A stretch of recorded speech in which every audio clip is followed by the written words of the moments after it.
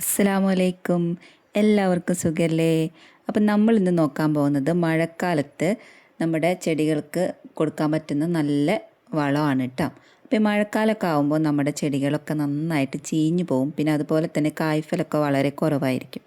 അപ്പോൾ അതിന് നമ്മൾ കൊടുക്കുന്ന നല്ല അടിപൊളി വളമാണ് ഇന്ന് കാണിക്കുന്നത്. 2 കമ്പോസ്റ്റ് ഞാൻ തയ്യാറാക്കുന്നുണ്ട് കേട്ടോ. ഇത് ഞാൻ ഉണ്ടാക്കി വെച്ച വെജിറ്റബിൾ കമ്പോസ്റ്റാണ്. അതിൻ്റെ താഴെ ഉള്ളത് സ്ലറിയാണ് കേട്ടോ. അപ്പോൾ അതിപ്പോൾ നമ്മൾക്ക് വേണമെങ്കിൽ ഒഴിച്ചു കൊടുക്കാം.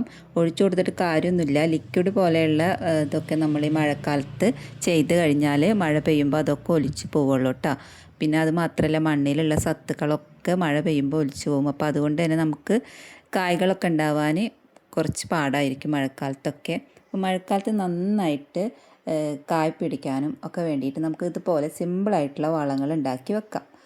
അപ്പോൾ ഞാൻ ഈ ഉണ്ടാക്കിയത് കമ്പോസ്റ്റാണ് കേട്ടോ, വെജിറ്റബിൾ കമ്പോസ്റ്റ്. ഇതിൽ മുട്ടയുടെ തോടും ഒക്കെ ഉണ്ടായിരുന്നു.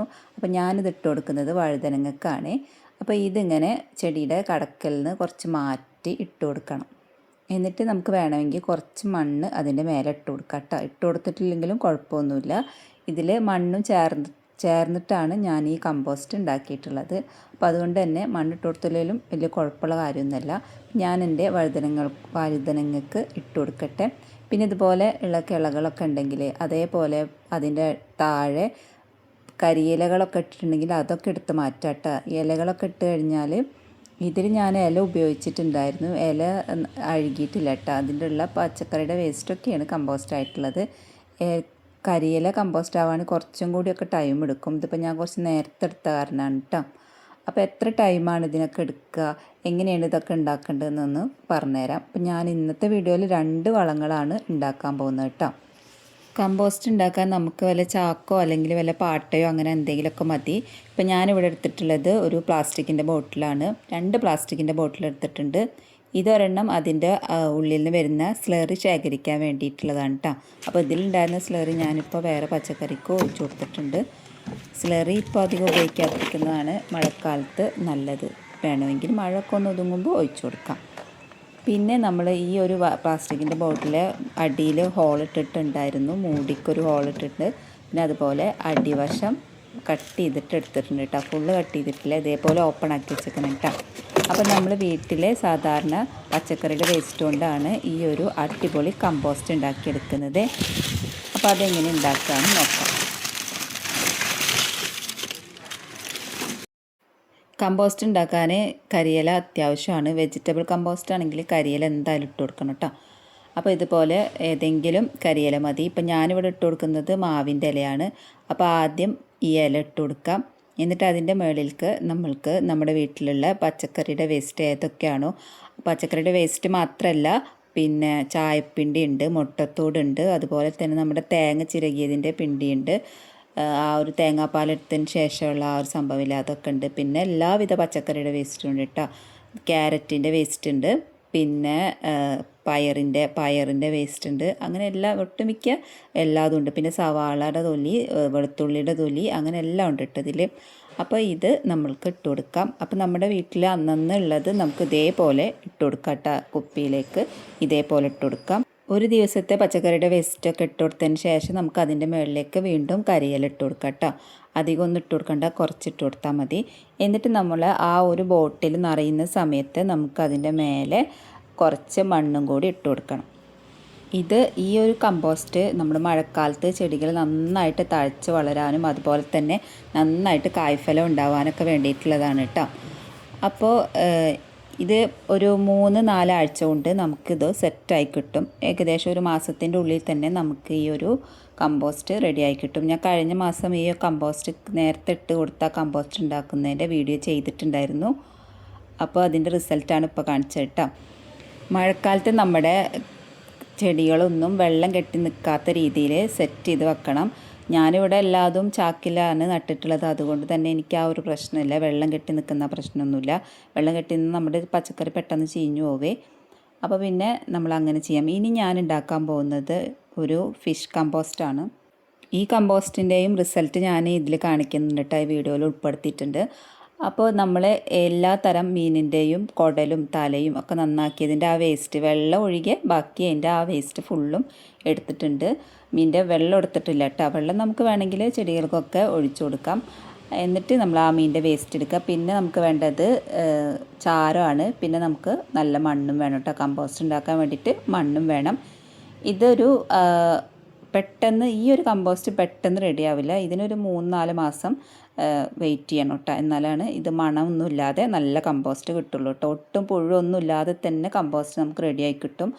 അപ്പോൾ അതിനായിട്ട് ഒരു ഹോളൊന്നും ഇല്ലാത്തൊരു ബോട്ടിലാണ് കേട്ടോ ഞാൻ എടുത്തിട്ടുള്ളത്. അപ്പോൾ അങ്ങനത്തെ ഒരു ബോട്ടിലെടുക്കുക. അതിന് ശേഷം അതിൻ്റെ ആദ്യം ഇട്ട് കൊടുക്കേണ്ടത് കുറച്ച് മണ്ണാണ് കേട്ടോ. ഫസ്റ്റ് മണ്ണിട്ട് കൊടുക്കണം. പിന്നെ എന്നിട്ട് നമ്മൾ ഈ ഒരു മീനിട്ട് കൊടുക്കുക. എന്നിട്ട് പിന്നെയും മണ്ണിടുക. എന്നിട്ട് പിന്നെ അതിൻ്റെ ഇടയിൽ കുറച്ച് ചാരം കൊടുക്കുക. ഈ ഒരു രീതിയിൽ നമ്മുടെ കയ്യിൽ എത്രത്തോളം മീനിൻ്റെ വേസ്റ്റ് ഉണ്ടോ അതിനനുസരിച്ചിട്ട് സെറ്റ് ചെയ്തെടുക്കണം കേട്ടോ. കുറേ മീനിൻ്റെ വേസ്റ്റ് ഉണ്ടെങ്കിൽ അതിനനുസരിച്ചിട്ട് മണ്ണും ഇടയിൽ മണ്ണും ചാരവും കൂടിയിട്ട് ഇട്ടിട്ട് വേണം ഇത് ഫില്ല് ചെയ്യാൻ. എന്നിട്ട് നമ്മുടെ ആ ഒരു ബോട്ടിൽ നന്നായി നിറയുമ്പോൾ നമുക്കത് ടൈറ്റ് ചെയ്തിട്ട് അടച്ചു വെക്കാം. മീനെല്ലാം ഇട്ടതിന് ശേഷം ലാസ്റ്റ് ഞാൻ മണ്ണിട്ട് കൊടുക്കുന്നുണ്ട്. പിന്നെ അതിൻ്റെ മേലെ കുറച്ച് ചാരം കൂടി ഇട്ട് കൊടുത്തിട്ട് ഇതേപോലെ ഫില്ല് ചെയ്തിട്ടുണ്ട് കേട്ടോ. ഇനി ഞാൻ നല്ല ടൈറ്റായിട്ട് ആ ഒരു കുപ്പി നല്ല ടൈറ്റായിട്ട് മൂടിയിട്ട് നമ്മളതൊരു തണലത്തേക്ക് മാറ്റി വെക്കണം. അല്ലെങ്കിൽ മണ്ണിനടിയിൽ കുഴിച്ചിടാം. ഇതൊരു 6 മാസത്തിൻ്റെ ഉള്ളിൽ നല്ല കറക്റ്റ് നല്ല സൂപ്പർ കമ്പോസ്റ്റായിട്ട് കിട്ടി. അപ്പോൾ അതേപോലെ ഞാൻ കുഴിച്ചിടാത്തതാണിത് കേട്ടോ. ഞാൻ വേറൊരു കമ്പോസ്റ്റ് മണ്ണിനടിയിൽ കുഴിച്ചിട്ടിട്ടുണ്ട്. അത് ഇതുവരെ സെറ്റായിട്ടില്ല. ഇനിയിപ്പോൾ ഈ ഒരു കമ്പോസ്റ്റാണ് ഞാൻ എടുക്കുന്നത്. ഇത് പിന്നെ കണ്ട ഇതേപോലെ നല്ലൊരു അങ്ങനെ വെള്ളത്തിൻ്റെ ഒരു അഴുക്കോ ഒന്നുമില്ല. ഇനി നമുക്കിതിൽ കൂടുതൽ വെള്ളം പോലെ തോന്നുന്നുണ്ടെങ്കിൽ അതിനനുസരിച്ചിട്ട് മണ്ണും ചാരവും ഇട്ട് കൊടുത്താൽ മതിയിട്ട്. ഇടയ്ക്ക് ഇത് തുറന്നു കൊടുത്തിട്ട്. അപ്പോൾ ഇതിന് വലിയ ബാഡ് സ്മെല്ലൊന്നുമില്ല. മണമുണ്ട്, ഇല്ല എന്നൊന്നും പറയില്ല. പക്ഷേ അത്ര അധികം മണമൊന്നുമില്ല കേട്ടോ. അപ്പോൾ ഞാൻ ആ ഒരു ബോട്ടിൽ നിന്ന് ആ ഒരു വളം ഇതെടുത്തിട്ടുണ്ട്. ഇനി ഇതാ നോക്കിയ ഈ കമ്പോസ്റ്റൊക്കെ ഒട്ടും പുഴുവൊന്നുമില്ല. ഇതിപ്പം നല്ല കമ്പോസ്റ്റായിട്ട് കിട്ടിയിട്ടുണ്ട് കേട്ടോ. ഇത് ഞാൻ ഇട്ട് കൊടുക്കുന്നത് നമ്മുടെ മുളകിനാണ്. മുളക് കുറച്ച് ക്ഷീണത്തിലാണ് കേട്ടോ. നമ്മുടെ മുളക് ഇച്ചിരി ക്ഷീണത്തിലാണ് നിൽക്കുന്നത്. അപ്പോൾ അതിന് അത്യാവശ്യം വളം ഇട്ട് കൊടുക്കട്ടെ. അപ്പോൾ ഇത് ഇട്ട് കൊടുക്കുമ്പോൾ ഈ ഒരു വളം ഈ ഒരു കമ്പോസ്റ്റ് ഇട്ട് കൊടുക്കുമ്പോൾ നമ്മൾ ആ ചെടിയുടെ കടക്കൽ നിന്ന് മാറിയിട്ട് കുറച്ച് നീക്കി ഇട്ട് കൊടുക്കണേ. എന്നിട്ട് അതിൻ്റെ മേലിൽ അത്യാവശ്യം കുറച്ച് മണ്ണ് ഇട്ട് കൊടുക്കണം കേട്ടോ.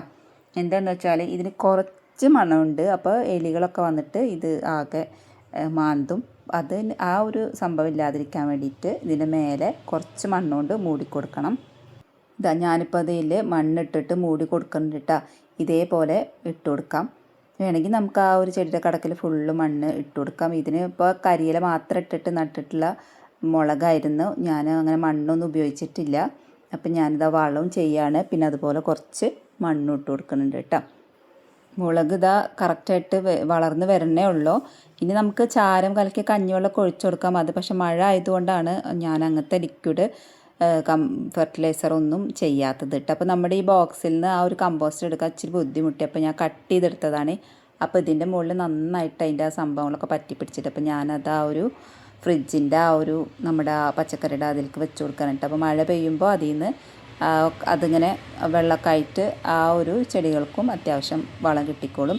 ഇനിയിപ്പോൾ ഈ 2 കമ്പോസ്റ്റുകളും ഞാൻ തണലത്താണ് എടുത്ത് വെക്കാൻ പോകുന്നത്. ഇതാ ഇവിടെ ഇങ്ങനെ തണലത്ത് സെറ്റ് ചെയ്ത് വെക്കാണ് കേട്ടോ. അപ്പോൾ അതിൻ്റെ അടിയിലേക്ക് ആ വെജിറ്റബിൾ കമ്പോസ്റ്റിൻ്റെ അടിയിലേക്ക് സ്ലറിയും കൂടി വരും കേട്ടോ.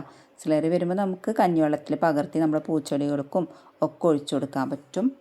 അപ്പോൾ ഇതാ നമ്മുടെ കോവലൊക്കെ പൂവിട്ടിട്ടുണ്ട്. അപ്പോൾ നല്ല മഴക്കാലമൊക്കെ ആകുമ്പോൾ നല്ല സ്ട്രോങ് ആയിട്ടുള്ള ഇതുപോലെ പടരാനുള്ള ചെടികൾക്കൊക്കെ ആണെങ്കിൽ നല്ല സ്ട്രോങ് ആയിട്ട് പന്തലൊക്കെ കെട്ടി കൊടുക്കണം. അതുപോലെ തന്നെ